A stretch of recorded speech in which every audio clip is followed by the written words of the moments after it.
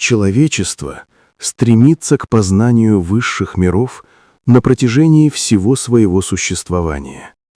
Это интересует практически каждого человека на протяжении всей его жизни. Даже наука уже пришла к этому, хотя практики древности об этом знали тысячи лет назад, и за это их просто уничтожали физически. Наука всегда отрицала все то, чего не могла объяснить. Но древние знания были всегда, и современные ученые только сейчас начинают понимать это и как-то объяснить. Каждый человек может познать высшие миры, это ему дано при рождении, но познают единицы, потому что познать хотят своим земным умом, но это просто невозможно. Ведь для познания надо выйти как раз из земного ума. Как достичь познания высших миров? В каждом человеке дремлют способности, при помощи которых он может приобрести познание о высших мирах. Мистик, гностик, теософ всегда говорили о мирах души и духа, столь же действительных для них, как и тот мир, который можно видеть физическими глазами, осязать физическими руками. Слушающий их в каждое мгновение вправе сказать себе: «То, о чем они говорят, я также смогу познать, если разовью в себе некоторые силы, которые сегодня во мне еще дремлют». Следовательно, речь может идти лишь о том, как приступить к развитию в себе этих способностей. Наставления к этому могут дать только те, кто уже обладает в себе этими силами. С тех пор, как существует род человеческий, всегда существовали и школы, где люди, обладающие высшими способностями, давали наставления искавшим эти способности. Такие школы называются сокровенными школами, а обучение, которое дается в них, называется тайноведческим или оккультным обучением. Такое название, естественно, вызывает недоразумение. При знакомстве с ним легко может сложиться мнение, что люди, причастные к деятельности таких школ, хотят изобразить собою какой-то особенно привилегированный класс людей, умышленно скрывающий свое знание от ближних. Здесь можно также предположить, что за этим знанием вообще не кроется ничего значительного. Ибо если бы оно было истинным знанием, так иногда склонны думать, то незачем было бы делать из него тайну, можно было бы сообщить его открыто и сделать его преимущества доступными для всех. Посвященные в природу тайного знания нисколько не удивляются тому, что непосвященные мыслят таким образом. В чем состоит тайна посвящения, это может понять лишь тот, кто в известной степени сам испытал это посвящение в высшие тайны бытия. Но здесь можно спросить, каким же образом у непосвященного может вообще возникнуть при подобных условиях какой-либо человеческий интерес к так называемому тайному знанию? Как и почему станет он искать нечто, о природе чего он не может составить себе никакого представления? Но уже в самой основе такого вопроса лежит совершенно ошибочное представление о сущности тайного знания. Ибо в действительности с тайным знанием дело обстоит не иначе, чем со всяким другим человеческим знанием и умением. Для обычного человека это тайное знание является тайной совершенно в том же смысле, в каком умение письму является тайной для того, кто ему не обучался. И как научиться письму может каждый, кто изберет для этого правильный способ, так и учеником или даже учителем тайноведения может сделаться каждый, кто найдет для этого соответствующий путь. Только в одном отношении условия здесь будут иными, нежели при усвоении внешних знаний и навыков. Человек по причине бедности или в силу культурных условий, в которых он родился, может быть лишен возможности научиться письму.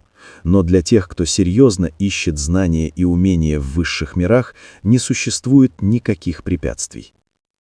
В духовной жизни, как и в материальной, существуют законы. Натрите стеклянную палочку соответствующим веществом, и она электризуется, то есть получит силу притягивать мелкие предметы. Это соответствует закону природы. Кто хоть немного знаком с физикой, знает это. И точно так же любой человек, знакомый с основными началами тайноведения, знает, что каждое развиваемое в душе чувство истинного благоговения пробуждает силу, которая рано или поздно сможет продвинуть нас в познании. Однако каждый должен уяснить себе, что человеку, совершенно погруженному в материалистическую цивилизацию наших дней, очень трудно пробиться к познанию высших миров. Он может достичь этого лишь благодаря настойчивой работе над собой.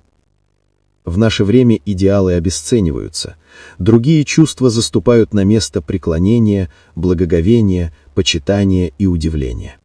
Наша эпоха все больше теснит эти чувства, так что повседневная жизнь лишь в незначительной степени приводит человека к соприкосновению с ними.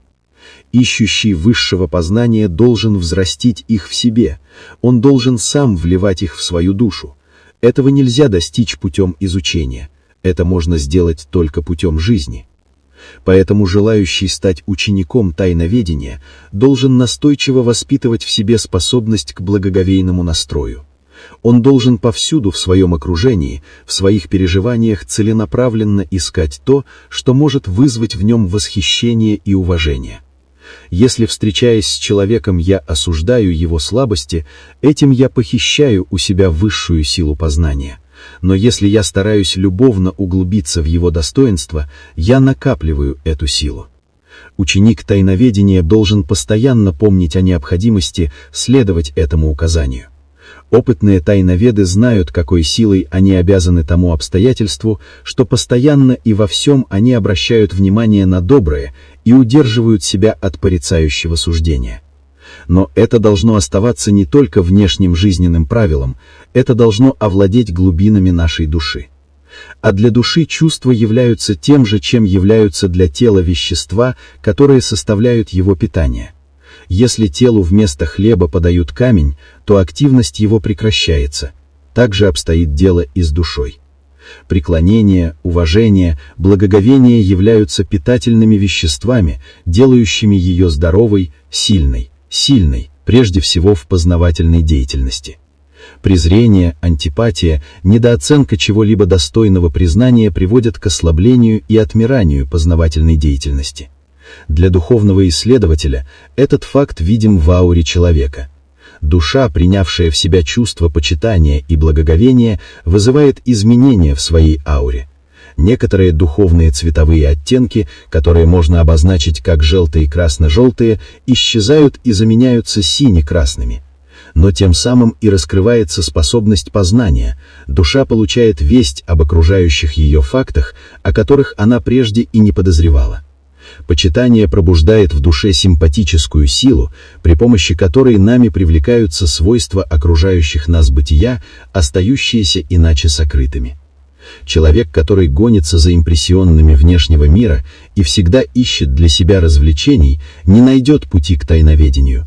Но не притупляться здесь должен духовный ученик, а богатая внутренняя жизнь должна сама сообщить ему направление, на котором ему следует отдаваться внешним импрессионным.